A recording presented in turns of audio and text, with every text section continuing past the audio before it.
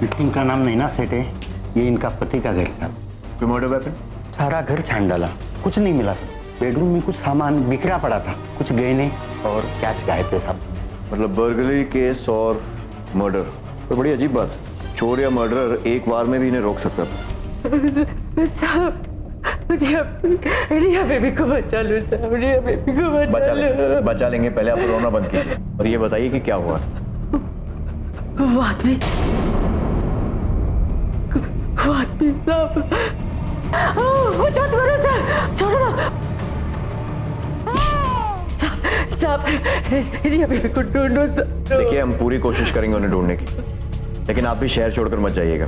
पूछताछ के लिए आपकी जरूरत पड़ सकती है। शिंदे कुठे? खाली आहेत साहेब, लोकांची विचारपूस करतायत। सर मैं पूरा टाइम गेट पे ही था, कोई नहीं दिखा। नहीं एक आदमी न रिया बेबी। पक्का यहीं थे? जी सर। ड्यूटी पे सो तो नहीं गए थे? नहीं सर पूरा टाइम गेट पे ही था, एक सेकंड के लिए नहीं हिला सर। बिल्डिंग की और कोई एंट्री है? सर ये पीछे का गेट है जो हमेशा बंद रहता है सर। तो ये गेट लांग कर तो कोई भी आ सकता है। कहाँ है कैमरा यहाँ? सर वो कैमरा। क्या यहाँ वो कैमरा ही नहीं है?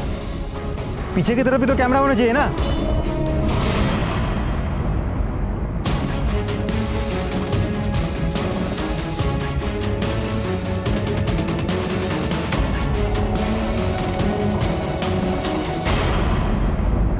तो ब्लाइंड स्पॉट तो फिर भी समझ में आता है, लेकिन यहाँ तो पीछे के पूरे सेक्शन में एक भी कैमरा नहीं है। मतलब मर्डरर शायद वहीं से आया और वहीं से गया होगा।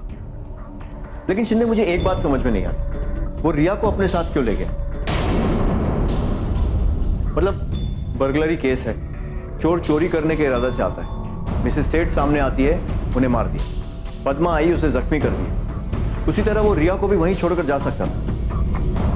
उसे अपने साथ में ले जाना बेवकूफ़ी भी है और रिस्क भी। शायद हॉस्टेज बनाकर ले गया होगा ताकि जरूरत पड़ी तो बच निकलने में रिया काम आए। अगर वैसा होता तो रिया आसपास ही कहीं मिल जाती, क्योंकि बिल्डिंग से बच निकलने के बाद वो रिया को ज्यादा दूर अपने साथ नहीं ले जाएगी, अनलेस रिया को किडनैप करना ही उसका मोटिव। तो फिर ये रॉबरी वगैरह? पुलिस को गुमराह करने के लिए। वो रिया को ही लेने आया था, माँ बीच में आई तो उसने माँ को मार दिया और फिर रिया को लेके। तो फिर ये चोरी का नहीं, एब्डक्शन का केस। लेकिन सर कोई तो देख लेगा दोनों को एक साथ। रिया इतनी आसानी से कैसे चली जाएगी? लेकिन अगर वो दोनों वहां थे ही नहीं तो? मतलब ये कि हो सकता है ये पद्मा हमसे झूठ बोल रही, हो सकता है ना रिया वहां थी ना वो आदमी, इसीलिए किसी ने उन्हें नहीं है। इस पद्मा ने ही चोरी की और उसके बाद मिसेस सेठ को मार दिया और बचने के लिए ये पूरी कहानी बनाई हो। सर वैसे भी 5 में से एक मर्डर केस में सबसे पहले इन्फॉर्म करने वाला आदमी ही मर्डर होता है। यहाँ तो रिया पहले से ही गायब थी, तो ऐसा भी हो सकता है कि रिया को गायब करने में पद्मा का हाथ हो। पॉसिबल है। वैसे भी इस मामले की सबसे प्राइम विक्टिम नैना सेठ नहीं बल्कि रिया है। एक काम करो, इस पद्मा का बैकग्राउंड चेक करो, कहाँ रहती है, घर में कौन कौन है, कब आई और इस सेठ परिवार के साथ कब से, सब कुछ। Yes sir. और रिया की भी डिटेल्स चेक करना शुरू करते हैं। देखते हैं शायद कोई सस्पेक्ट निकल आए जो रिया को किडनैप करना चाहता। नैना सेठ के हस्बैंड से कोई कांटेक्ट हुआ? नहीं सर, अभी तक नॉट रीचेबल। फोन रिकॉर्ड्स मंगवा सबके। Yes sir.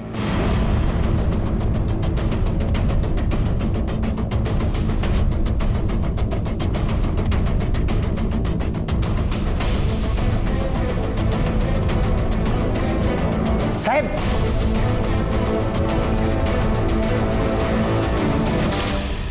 देवा समझ जाए, मुझे रिया बेबी के बारे में कुछ नहीं मालूम। जितना मुझे मालूम था मैंने आपको बता दिया साहब। मुझे जितनी रिया बेबी की पड़ी है ना, उतनी उसके माँ बाप को भी नहीं पड़ी थी साहब।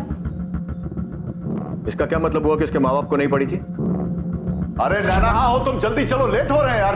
हाँ चलिए, फास्ट चलिए। मैडम जी, हम बेबी को बहुत तेज बुखार है। इसे छठे माले पे डॉक्टर है, वहाँ पर दिखा दो। नैना, ये तुम्हारी कोई स्टूपिड किटी पार्टी नहीं है यार, डिनर है, चलो जल्दी।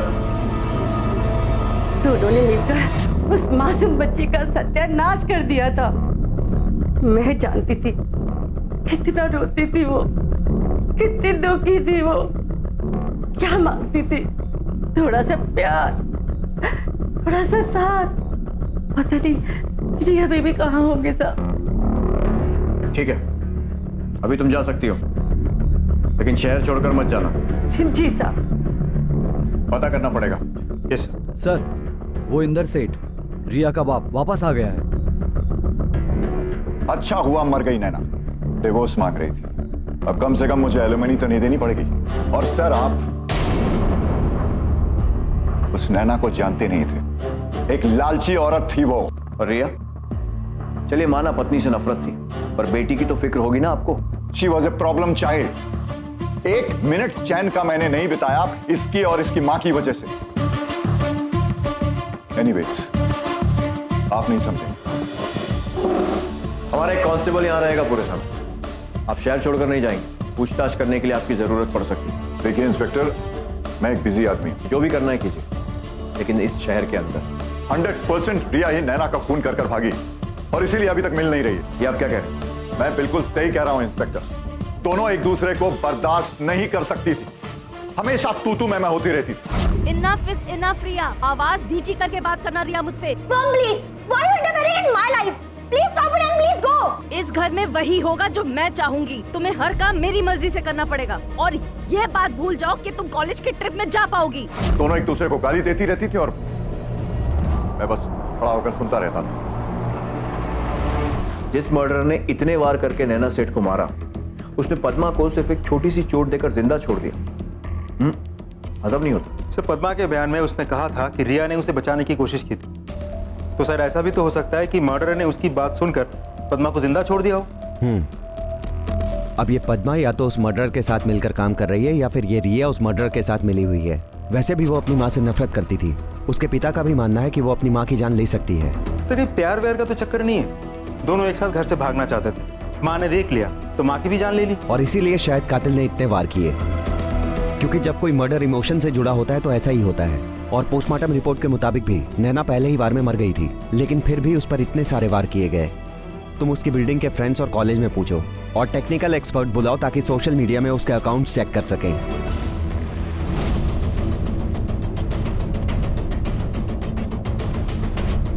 एक मिनट, ये पेज खोलो। Born alone will die alone. मरने से क्यों डरूं? धोखा तो मुझे लाइफ ने दिया है। जन्म देकर मौत दी। Thank you, happy mother's day.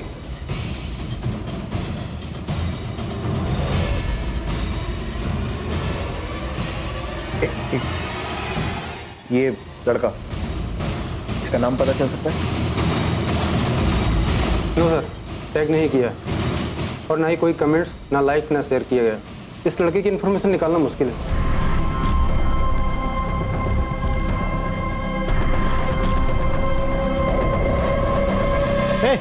इधर आओ।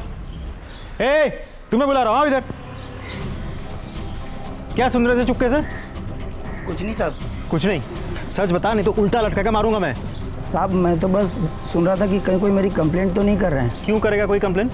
कुछ गलत किया होगा इसलिए डर रहा है ना? साहब, वो लड़की रिया, मैं उसकी मदद करता था कॉलेज से भाग निकलने में, लेकिन उसके बदले में मुझे पैसे देती थी साहब। कितनी बार हुआ ऐसा?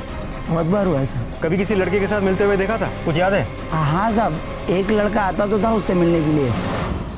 और इस तरह इस मामले में पहली बार पुलिस को एक महत्वपूर्ण बढ़त मिली। लेकिन रिया से अक्सर मिलने वाला वो लड़का कौन था? पद्मा और इंदर पर पुलिस का शक कायम रहा, लेकिन उन्हें उम्मीद थी कि इस लड़के की खोज उन्हें रिया तक पहुंचाएगी। सर, रिया के कॉल रिकॉर्ड्स। वैसे ज्यादा लोगों के साथ तो टच में नहीं थी। पद्मा, एक आध क्लासमेट्स और प्राइवेट ट्यूशन को छोड़कर ये 2 नंबर सामने आए। ये एक कोई मिसेस रजनी, ये रहा एड्रेस, और दूसरा एक लड़का है आबिर, रजिस्टर्ड एड्रेस है किसी बॉयज हॉस्टल का। इंटरेस्टिंग। चलो दोनों से मिलते हैं।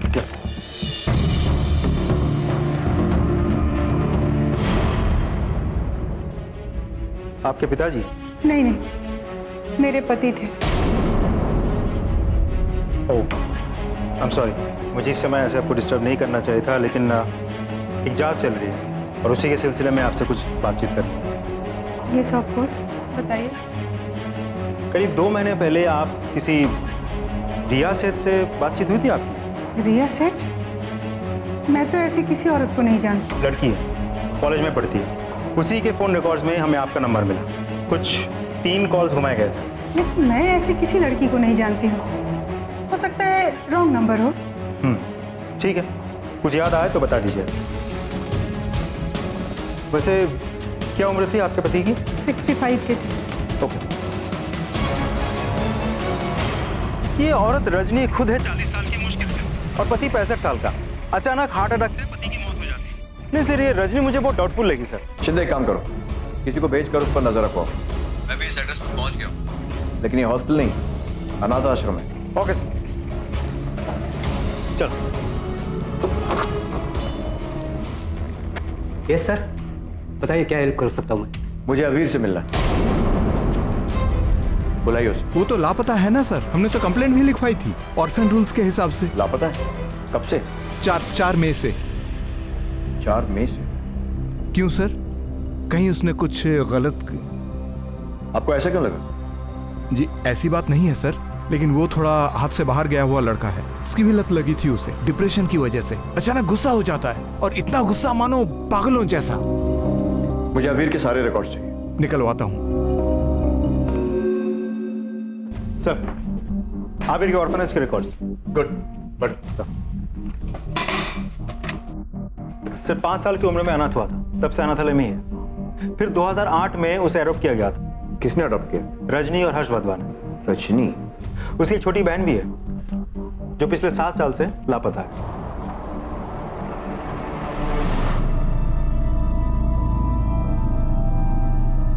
दीपा के लापता होने के बाद हर्ष और रजनी का डिवोर्स हो गया। फिर आबिर की कस्टडी हर्ष को दे दी गई। फिर कुछ ही दिनों बाद हर्ष की मौत हो गई। फिर रजनी आबिर की कस्टडी नहीं ले पाई तो कोर्ट ने वापस उसे अनाथालय भेज दिया होगा। मतलब दीपा के गुमशुदगी का केस पिछले 7 सालों से अनसॉल्व्ड है। ऑर्फनेज के वार्डन ने मुझे बताया था कि आबिर काफी हिंसक प्रवृत्ति का था। सर कहीं दीपा के गायब होने में आबिर का ही तो हाथ नहीं है। आबिर तब 11 साल का था। हमारे अंदाजा के मुताबिक आबिर ने नैना को मारा है, तो शायद आबिर ने अपनी बहन को भी। आखिर इस तरह के हिंसक क्रिमिनल्स अपना पहला गुनाह बचपन में ही कमिट कर लेते हैं सर। आबिर रजनी के कांटेक्ट में था, पर रजनी का कहना है कि वो रिया को नहीं जानती। कहीं वो झूठ तो नहीं बोल रही? एक काम करते हैं, इस रजनी से फिर से पूछताछ करते हैं। जी अबीर और दीपा को मैंने और हर्ष ने गोद लिया था, लेकिन हमारा जल्दी ही डिवोर्स हो गया। फिर हर्ष की मौत हो गई।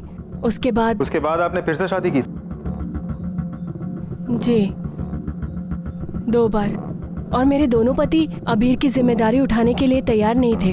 अगर मैं उसे अकेले ही बड़ा कर पाती तो 1 सेकंड भी नहीं सोचती, घर ले आती उसे। कुछ महीनों पहले आबिर ने आपको कांटेक्ट किया था? 7 महीने पहले एक बार फिर मेरी उससे मुलाकात हुई। अबीर 11 साल का था जब उसे देखा था। अब तो बहुत बड़ा हो गया। उसके बाद से हम कांटेक्ट में थे और मैंने उसे कुछ पैसों से मदद भी की। माँ आखिर माँ ही होती है ना। और रिया का कॉल क्यों आया था आपको? मैं नहीं जानती। मैंने लास्ट टाइम भी आपको बताया था, मैं उस लड़की को नहीं जानती। आप कह रहे हैं कि वो अबीर की दोस्त है, तो हो सकता है अबीर ने उसके फोन से मुझे कांटेक्ट करने की कोशिश की हो। आबिर के बारे में हमें ऑर्फनेज से कुछ इन्फॉर्मेशन मिली। पता चला कि आबिर बहुत वायलेंट किस्म का लड़का है, हमेशा गुस्से में रहता है, आसपास के लोग डरते हैं उससे। जब वो आपके साथ होता था तभी भी ऐसा ही था? गुस्सा तो आता था उसे, पर वो जिद थी बेसिकली। वो हर बच्चा करता है, पहले अनाथ, फिर ऑर्फन्स हाउस, फिर हम लोगों के पास आना। इतने सारे बदलाव आए उसके जीवन में, कुछ तो असर पड़ना था ना उसके ऊपर। और दीपा, अबीर की बहन, उसे भी गोद लिया था ना? क्या हुआ उसे? काश मुझे कुछ पता चल पाता। 1 सेकंड, सिर्फ 1 सेकंड लगा था उसे गायब होने में। वो गार्डन में खेल रही थी, मैं बस कुछ समय के लिए किचन में गई, आई, तब तक शी वॉज गॉन। वो वहां नहीं थी। क्या आपको लगता है कि दीपा के साथ जो कुछ भी हुआ उसमें अबीर का हाथ हो सकता है? नहीं सर, अबीर बहुत अच्छा लड़का है, वो ऐसा नहीं कर सकता। ठीक है, अगर आपको आबिर कांटेक्ट करने की कोशिश करे तो हमें बताइएगा। डेफिनेटली सर, मुझे भी उसकी चिंता है। मैं नहीं चाहती कि वो कुछ गलत कर बैठे।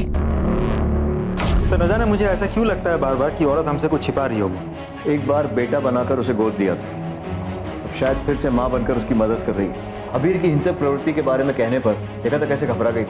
तो या तो रजनी खुद उससे डरती है और या फिर उसकी मदद करने की कोशिश कर रही है। सर मुझे भी ऐसा लगता है कि आबिर और रिया घर से भागने के फिराक में थे और आबिर के साथ लगाव के कारण उसने भागने में मदद की होगी। रजनी पर नजर रखो, या अबीर पक्का इससे कांटेक्ट करेगा। सर हमने आसपास के लोगों से, ठेले वालों से, सभी से आबिर के बारे में पूछताछ की, फोटो दिखाई, लेकिन किसी ने आबिर को नहीं पहचाना। सर रजनी का उस घर से या मिस्टर माखी जैसे जो भी ताल्लुक हो, आबिर की इन्वॉल्वमेंट नहीं दिखती। रजनी के पिछले 1 हफ्ते के कॉल रिकॉर्ड्स सर चेक कर रहे हैं, रोज अपडेट हो रहे हैं। आबिर का कोई कॉल नहीं है।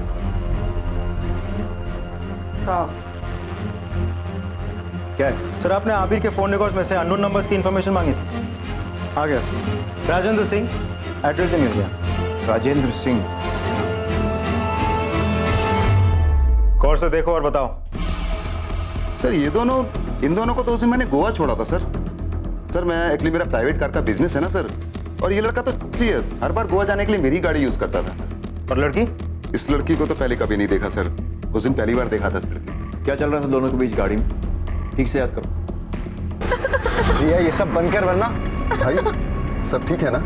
हाँ वो बस थोड़ी तबीयत खराब है। तुम गाड़ी चलाओ। ये हाईवे के बाद आगे कोल्हापुर में मेडिकल मिलेगा, रुकना है क्या? तुम सीधा गोवा लेके जाओ, कहीं भी रुकने की जरूरत नहीं है, समझे? ओके। राजेंद्र फोकस करो, ठीक से याद करो। क्या बात कर रहे थे दोनों? कुछ भी अजीब, कुछ भी अलग गाड़ी में दिखाओ तो। सर खुसुर फुसुर तो चालू था उन लोगों का, फुल टाइम खुसुर फुसुर चालू था। लड़की ऐसा बोल रही थी कि हमने जो किया गलत किया, हमें ऐसा नहीं करना चाहिए था। बहुत घबराई हुई थी लड़की सर। और सर लड़का भी बहुत भड़का हुआ था, 3-4 बार लड़की पे बहुत चिल्लाया लड़का। गोवा में कहाँ छोड़ा था? एड्रेस? सर किसी होटल के पास नहीं छोड़ा था, वो वागा बीच है ना, वागा बीच के पास छोड़ा। ठीक है, अगर जरूरत पड़ी तो दोबारा बुलाएंगे। जी सर। शिंदे अगर ये सच है तो फिर रिया की जान को खतरा है। अभी के अभी गोवा नहीं, नॉर्थ गोवा हेडक्वार्टर्स में मेरे बैचमेंट, उनसे असिस्टेंस तक मैं जरा इस पुराने केस को फिर से स्टडी करता हूँ जो 7 सालों से सुलझा नहीं। तो दीपा का मिसिंग केस? क्योंकि दोनों में सिर्फ एक ही चीज कॉमन है,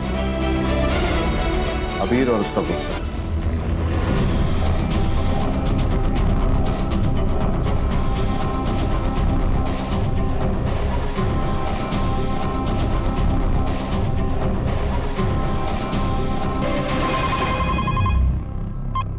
चलो सर आबिर और रिया को पहले ट्रेस करना तो मुश्किल हो रहा था, लेकिन यहाँ के लोकल पुलिस के खबरी नेटवर्क टीम बहुत काम आई। एक खबरी ने आबिर को देखा है, उसे ये तो नहीं पता कि आबिर आता कहाँ से है, लेकिन खरीदने जाता कहाँ है ये उसने देखा है। हमने इस एरिया को लोकेट कर लिया है और उस बेचने वाले आदमी को भी लोकेट कर लिया है। पूरी टीम रेडी है, नजर टिकी हुई है, बस अभी यहाँ आबिर और रिया के आने के इंतजार है। ठीक है शिंदे, जैसी जरूरत लगे वैसा करो। जी सर। पर मौका हाथ से निकलना नहीं चाहिए, लेकिन जरा ध्यान से। अबीर का कोई भरोसा नहीं है। Yes sir.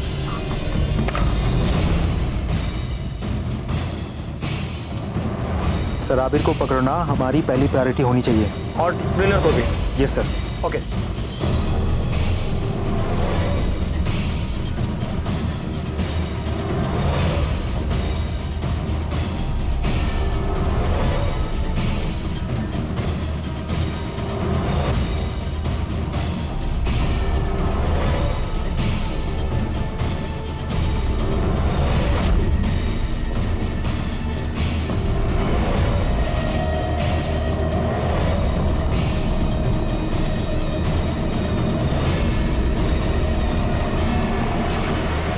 पुलिस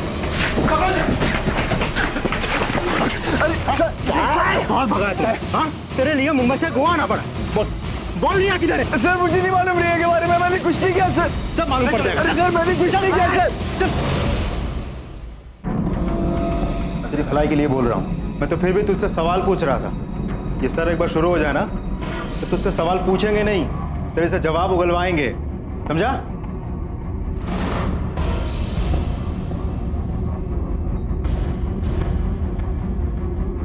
मैंने तुझे बोला था ना, लेकिन तू सुना नहीं। अब ये बेल्ट ही तुझसे जवाब उगलवाएगा। भाग गई वो, भाग गई। कहाँ? सर पता नहीं सर, मुझे लगा दैट शी लव्स मी, लेकिन सर रज़ा होने के बाद, मुंबई से भागने के बाद मुझे वहां पे जाके बोलती है कि that I am only a friend for her. अरे सर ऐसा कहीं होता है क्या? पता नहीं कौन सी दुनिया में जी रहा था मैं। फिर क्या हुआ? फिर क्या सर, अगले दिन सुबह उठ के देखा सारा पैसा और ज्वेलरी लेके भाग गई ब्लडी एस्केपिस्ट। तुझे क्या लगता है तू सब बकवास कहानी सुनाएगा और हम लोग मान लेंगे? हमने राजेंद्र से बात कर ली। राजेंद्र? हाँ राजेंद्र, और उसने हमें बताया कि तू किस तरह से रिया को धमकी दे रहा था। अरे सर काय की धमकी सर, वो तो मैं बस उसको बोल रहा था कि अपना मुंह बंद रख, क्योंकि सबके सामने सच्चाई उगल रही थी। और वो भी सर मैंने उसको ये बोला था कि अपना मुंह बंद रख वरना उसके लिए अच्छा नहीं होगा सर। कौन सा सच उगल रही थी? मर्डर का? कैसा मर्डर सर? अबीर भोला मत बन, तूने रिया की मां का मर्डर किया है ना? क्या? या फिर तुम दोनों शामिल थे इसमें? अरे सर ये क्या कुछ भी बोल रहे हो आप? रिया की मम्मी तो तब थी भी नहीं जब हम लोग वहां से निकले, और सर हम लोग का यही प्लान था, सारी ज्वेलरी और कैश लेके निकल जाना कि जब रिया की मम्मी घर पे ना हो। सर हम लोग तंग आ रहे थे, मैं अपने ऑर्फनेज से और रिया अपने मॉम एंड डैड से, इसलिए हम लोग जाना चाहते थे कहीं दूर to make a new start. और सर रिया को भी नहीं पता होगा कि उसकी मॉम मर गए। फिर से झूठ? हाँ, हमारे पास चश्मदीद गवाह है जिसने तुझे खून करके भागते हुए देखा है। आई विटनेस? रिया के घर काम करने वाली बाई पद्मा, उसने हमें सब कुछ सच सच बता दिया है।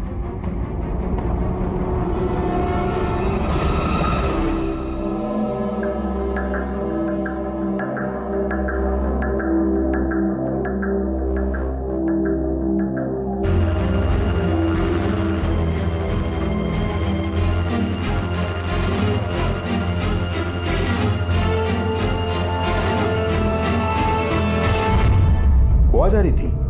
गोवा क्यों जा रही थी? मेरा गांव है वहाँ, मैं उधर से ही हूँ सर। सच सच बताओ। हाय शपथ साहब, मैं गांव ही जा रही थी, मेरे परिवार के कुछ लोग हैं वहाँ, मुझे अब नहीं रहना यहाँ। रोज रोज रिया बेबी के बारे में सोचकर, और वो नालायक इंदर साहब, उनको मजा करते देख मैं नहीं देख सकती साहब। एक सच बात बोलूं, मुझे पूरा विश्वास हो गया कि रिया बेबी अब मर चुकी है। जिस हिसाब से उसका फोन नहीं आ रहा है, वो नक्कीच मर गई साहब। रिया के मर्डर का बहाना देके नैना के मर्डर से बचना चाह रही थी तू? रिया के साथ जो लड़का था ना, उसे हमने पकड़ लिया है।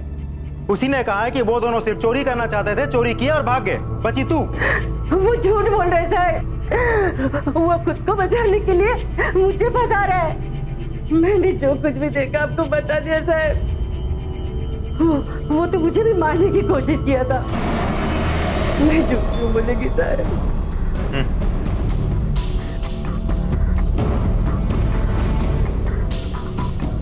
अच्छा, मुझे इसके फोन रिकॉर्ड चाहिए। जिस दिन हमने अबीर को गिरफ्तार किया था उसके एक दिन पहले से लेके आज तक। Yes sir. सर हमने इंदर के फोन रिकॉर्ड्स डिटेल में चेक किया। ऑफिस और दोस्तों के अलावा वो खास किसी के साथ टच में नहीं था। ऑफिस में जाके पूछताछ की तो पता चला कि छोटा मोटा ऑफिस इन्वॉल्वमेंट छोड़कर किसी के साथ कोई अफेयर या सीरियस रिलेशनशिप में वो नहीं था। So basically he is a clean guy. वो इस केस में इन्वॉल्व नहीं है। फिर रजनी तो खुद ही आउटसाइडर है, नैना को वो नहीं जानती। रजनी का कनेक्शन आबिर से है और उसके थ्रू रिया तक है। अब रिया खुद लापता है। रिया के बारे में पूछताछ करने के लिए हम जब गोवा गए तो पता चला कि किसी ने रिया को देखा ही नहीं। अब रही बात आबिर और पद्मा की, ये आबिर और पद्मा एक दूसरे पे इल्जाम लगा रहे हैं क्योंकि एक दूसरे से ये लोग झूठ बोल रहे हैं। आबिर ने हमें कहा था कि जब वो चोरी करने गया था तो नैना घर पे थी ही नहीं, जो कि झूठ है क्योंकि हमारे पास नैना के कॉल डिटेल्स के हिसाब से नैना उस वक्त घर पे मौजूद थी। और पद्मा की बताई हुई कहानी तो हम सबको पता ही। सो बेसिकली जब तक रिया नहीं मिल जाती तब तक सच्चाई सामने नहीं आएगी। She is the key. लेकिन सर हम ढूंढेंगे कैसे? मुझे पक्का यकीन है कि पद्मा गोवा जा रही थी रिया से मिलने, लेकिन ये मानेगी नहीं। इसीलिए पद्मा के लेटेस्ट कॉल रिकॉर्ड्स मिलना बहुत जरूरी है। हो ना हो अबीर के गिरफ्तार होते ही रिया ने घबरा कर पद्मा को फोन किया हो। शिंदे, मुझे डर है कि कहीं हम रिया तक पहुंचने में देर ना कर। सर आपने रजनी के डॉक्यूमेंट्स मंगवाए थे, उसका बैकग्राउंड भी चेक हो गया है सर। रजनी के तीनों पति हार्ट अटैक से मरे, तीनों 60 के ऊपर, अकेले और कोई परिवार भी नहीं। अरे रजनी का बैंक स्टेटमेंट हर पति की मौत के बाद बढ़ता ही गया। अब तो नया शिकार ढूंढ लिया उसने, मिस्टर मखीजा। उसी के साथ तो रहती है आजकल। तुमने सही कहा था शिंदे, इस रजनी के मामले में कुछ ना कुछ गड़बड़ जरूर है, और कोई केस भी नहीं है। कैसे होगा सर? डेथ तो नेचुरल है। मरने के बाद तुरंत बॉडी क्रिमेट कर दी गई, कहाँ से मिलेगा सबूत? सिवाय उसके लास्ट हस्बैंड के, विंसेंट जोन्स, कैथोलिक, मतलब उसकी बॉडी को जलाया नहीं बल्कि दफनाया गया। वो कहते हैं ना शिंदे, क्रिमिनल को हर बार लक की जरूरत पड़ती है, पर पुलिस को सिर्फ एक बार। इस विंसेंट की बॉडी निकलवाने का अरेंजमेंट करो। रजनी तो कंसेंट देने से नहीं, कोर्ट से वारंट निकलवाना पड़ेगा। और एक काम और करते हैं, इस अबीर से बात करते, जरा पता करें कि उसको इन वारदातों के बारे में क्या मालूम। शायद इसी के जरिए उसकी लापता बहन की भी गुत्थी सुलझ जाए। Yes sir. सर प्लीज मैं जाने सर। सर कितना बिठाओगे सर? अब बस करो ना। क्या जाएगा बाहर जाकर? फिर से नशा? हालत देखिए अपनी कैसी हो गई है। आबिर सच बताएगा तो हम तुझे जाने देंगे। सर मेरा यकीन कीजिए, मैंने कुछ नहीं किया सर। रजनी के बारे में बता। रजनी के पति कैसे मरे? उनकी मौत में उसका क्या हाथ था? तूने मदद की थी उसकी? अरे नहीं सर, सच बोल। नहीं पता मुझे सर कुछ भी। सर मुझे कुछ नहीं पता, मैंने किसी की मदद नहीं की, बस मुझे जाने दो रिया यहाँ से। कहाँ है? जिंदा है या मार दिया उसे रजनी के साथ मिलकर? सर मुझे नहीं पता सर रिया के बारे में sir. Sir please sir, sir मुझे जाने दो सर। अबीर दीपा कहाँ है? तेरी बहन, तूने मारा उसे?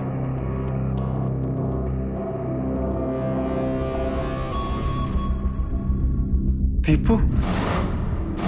नहीं सर, मैंने दीपू को नहीं मारा सर, और ना ही रिया को मारा सर। तुझे क्या लगता है झूठ बोलकर बच जाएगा? 10 मिनट में रजनी को यहां बुलाता हूं। दोनों माँ बेटे को आमने सामने बिठाकर पूछताछ करूंगा, सारा सच बाहर आ जाएगा। नहीं सर, सर नहीं, सर रजनी को यहाँ पे मत बुला दे सर, मुझे मार डालेगी sir. Sir please sir, sir आपके हाथ छोड़ता सर, उसको यहाँ पे मत बुला दे सर। सर प्लीज सर, मुझे मार डालेगी सर। प्लीज सर, उसको मत बुला दे यहाँ पे सर।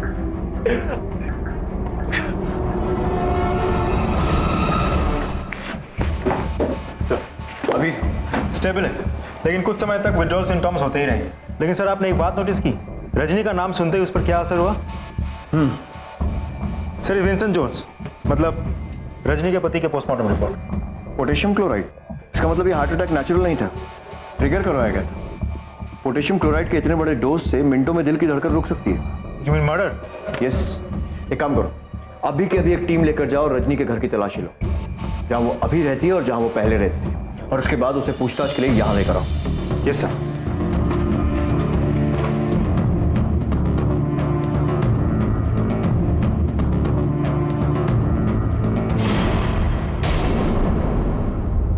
अरे सर आप?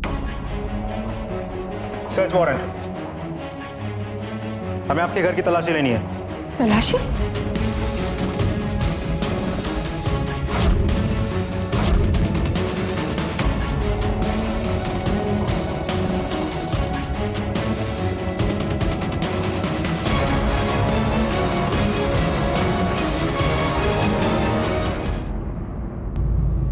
अजीब नहीं है ये रजनी जी? आपके सारे के सारे पति, एक नहीं दो नहीं बल्कि तीनों के तीनों एक ही तरह से मरे, हार्ट अटैक। शायद मेरे नसीब में। जी नहीं, नसीब का इससे कुछ लेना देना नहीं है। हाँ, पोटेशियम क्लोराइड का जरूर हो सकता है। कुछ देशों में मौत की सजा देने के लिए कैदियों को जहरीला इंजेक्शन दिया जाता है, और उसमें ये पोटेशियम क्लोराइड ही होता है ना। और आपका आखिरी पति विंसेंट जोन्स, उसकी बॉडी पर तो सुई का निशान भी मिला है, वही सुई जिससे उसे पोटेशियम क्लोराइड का इंजेक्शन दिया गया था। And for your kind information, police की एक टीम आपके पुराने घरों पर भी छापे मार रही है। इसीलिए सच कबूल कर लो, वरना जितना झूठ बोलोगी ना उतना ही दर्द होगा जब हम सच उगलवाएंगे। मीना जी रुको, इसकी जरूरत नहीं है। नर्स होने की वजह से मेरे लिए बूढ़े अकेले बीमार पेशेंट ढूंढना बड़ा आसान था। मैं वैसे ही पेशेंट ढूंढती थी जो अमीर हो, जो मरने की कगार पर हो, फिर उसके पैसे मेरे, जायदाद मेरी। और दीपा, उसे क्या हुआ? मुझे नहीं पता दीपा को क्या हुआ। हमें पता है, हमने अबीर से बात की।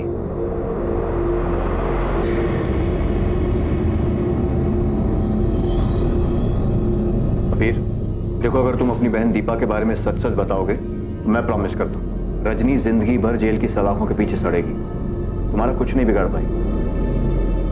बोलो अबीर, अपने लिए ना सही, अपनी बहन दीपा के लिए ही सच बोल दो। देखो मुझे पता है कि तुम जानते हो कि दीपा के साथ क्या हुआ था, सच बता दो। रजनी को सजा मिलेगी और तुम्हें छुटकारा उस घाव से, उस बोझ से जो तुम इतने सालों से झेल रहे हो। बोलो।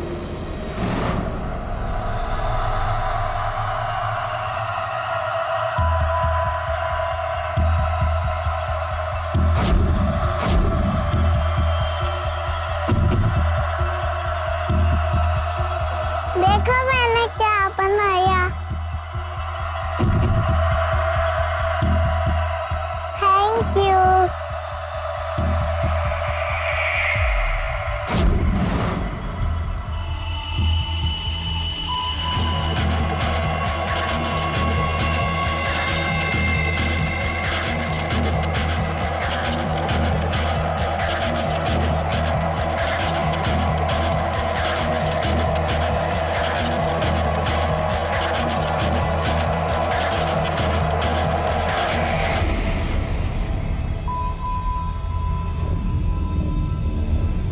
अबीर, क्या कर रहे हो वहां मिट्टी में? चलो अंदर आओ।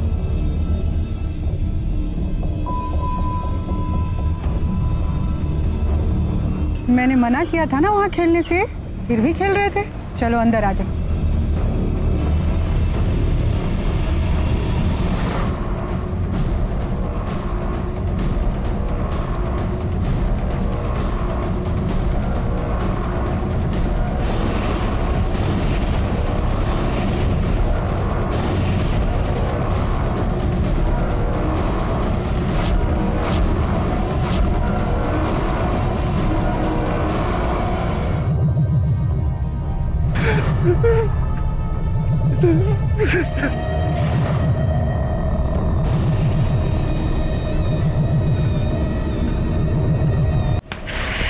बताओ, दीपा को क्यों मारा?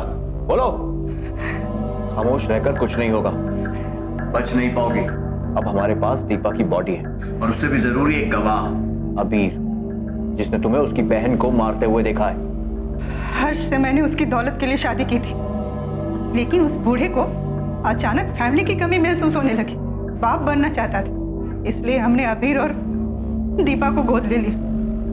ना चाहते हुए भी मुझे उसका साथ देना पड़ा।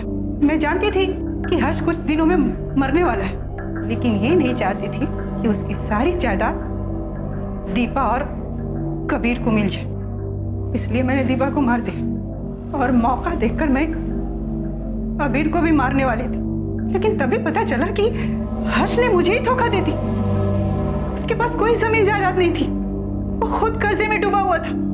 मैंने उसे तुरंत डिवोर्स दे दिया और अबीर हर्ष के साथ चला गया। लेकिन कुछ दिनों में ही हर्ष की मौत हो गई और अबीर फिर से ऑर्फेन्स हाउस चला गया। लेकिन मुझे ये नहीं पता था कि दीपा को मारते हुए अबीर ने मुझे देख लिया था, नहीं तो मैं अबीर को भी नहीं छोड़ती। तो ये बताओ कि नैना के मर्डर और रिया के गायब होने से तुम्हारा क्या ताल्लुक है? मैं नहीं जानती, रिया और नैना के बारे में मैं कुछ नहीं जानती। जो सच था वो मैंने कबूल तो कर लिया ना। 7 सालों बाद नन्ही दीपा को इंसाफ मिला। पद्मा के कॉल रिकॉर्ड्स ये देखो, इनकमिंग और आउटगोइंग कॉल कोड देखो। गोवा का है। उन्होंने अबीर के अरेस्ट होने के बाद बौखलाई हुई रिया ने पद्मा को कॉल किया होगा गोवा से, और इसीलिए वो एकाएक गोवा के लिए निकल पड़ी। एक काम करो, ये लैंडलाइन नंबर्स कहाँ के ट्रेस करो और गोवा पुलिस से वहां पर रेड करने को बोलो। Yes sir.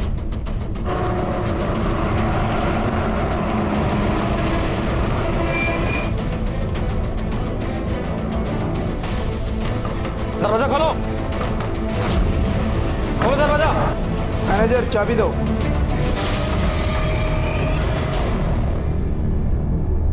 अब क्यों ले जा रहे हो? अरे मैंने सब बता तो दिया। रिया, रिया बेबी, रिया बेबी तुम कैसी है बेबी? रिया बेबी, बेटा घर चला। कौन सा घर? कोई घर नहीं है मेरा काकी। नहीं बेबी, ऐसे नहीं बोलते। तुम्हारे पापा है ना बेटा? पापा, वो पापा जो यहाँ तक भी नहीं है। कहीं नहीं जाऊंगी काकी, मैं कहीं नहीं जाऊंगी। कहीं नहीं जाओगी तुम, अब तुम सीधे जुवेनाइल जेल जाओगी। तुम्हारे बैग से तुम्हारी माँ का खून मिला है। क्या रखा था उसमें? Murder weapon. I am sure उसे तो तुमने ठिकाने लगा ही दिया होगा, लेकिन बैग से खून साफ करना भूल गई है ना? बस आप बात तो सुनो। कोई फायदा नहीं है, मदद नहीं कर पाओगे उसकी, बल्कि तुम भी जेल जाओगे रिया को बचाने के जुर्म में, और साथ में अबीर भी। मैं ये नहीं करना चाहती थी, बिल्कुल नहीं करना चाहती थी। What the hell is this? क्या हो रहा है ये सब यहाँ पर? तुम इतनी चीप हो गई हो कि अब ऐसे लड़कों को घर पर लाने लग गई हो। मॉम रिलैक्स, ऐसा कुछ भी नहीं है। चुप बैठो। और तुम get out from here. Mom ये क्या कर रही हो? मैंने कहा ना ऐसा कुछ भी नहीं है। बाजारू लड़की, तेरी जैसी लड़की मुझे कभी नहीं चाहिए थी। तो मेरी जिंदगी में आई हो, मुझे नहीं चाहिए थी। मैं तुझे कभी नहीं चाहती। चुप कर, गंदे जुबान पैदा कर। बदल लो। कुछ देर के लिए मैं डर गई थी, कुछ समझ में नहीं आ रहा था। जो भी हो, रिया बेबी को बचाना था। उस घटिया औरत की वजह से मैं रिया बेबी की जिंदगी को बर्बाद नहीं होने देना चाहती थी साहब।